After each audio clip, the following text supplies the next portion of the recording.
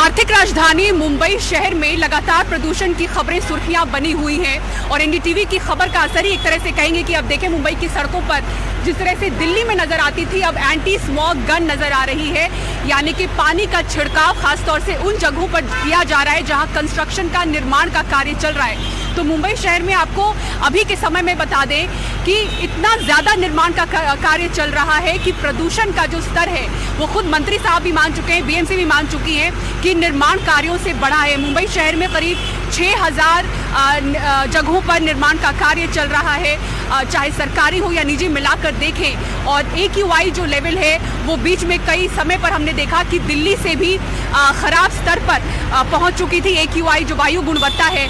आज की बात अगर करें तो दिल्ली में जो वायु का गुणवत्ता का स्तर है वो बेहद खराब श्रेणी में है, मुंबई में मॉडरेट है, लेकिन अक्टूबर महीने में हम देखें तो 14 से 15 बार ऐसे समय रहा जहां पर AQI लेवल खराब से बेहद खराब की श्रेणी में हमने देखा। तो जो एंटी स्मॉग गन ये मशीन है वो किस तरह से काम करती है, इसे धुंध गन या वाटर कैनन भी कहा जाता है। आसमान में फैले धुंध के कणों को हटाने का काम करती है। इसका उन जगहों पर प्रयोग किया जाता है जहां प्रदूषण खतरनाक स्तर पर फैला होता है। ये ऐसी मशीन है जो पानी की बारीक बूंदों को हवा में छिड़काव करती है और आप देख सकते हैं कि बिल्कुल बारिश जैसा एहसास इस वक्त हो रहा है। तो ये जो बारीक बूंदें हैं वो हवा में जाती हैं, मार करती हैं। बताया जाता है कि करीब 150 फीट तक ऊपर जा सकती है।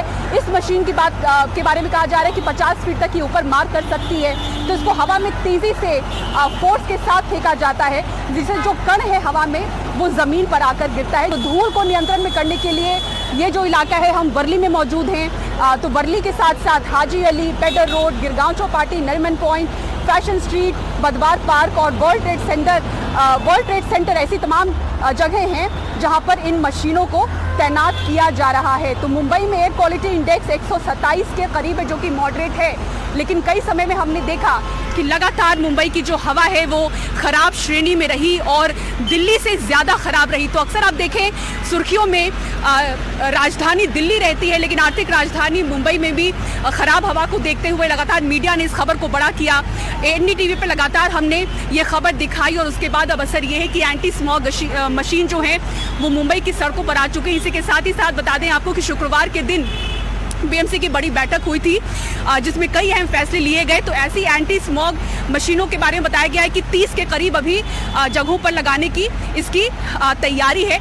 इसी के साथ जो कंस्ट्रक्शन साइट्स हैं, जहां जहां भी निर्माण हो रहा है, चाहे सरकारी हो या निजी, वहां पर अगर नियमों को फॉलो नहीं किया गया, यानी कि 35 फीट ऊंची आयरन की शीट लगानी होगी। अगर उससे छोटा इलाका है तो कम से कम 25 फीट ऊंची आयरन की शीट लगानी होगी।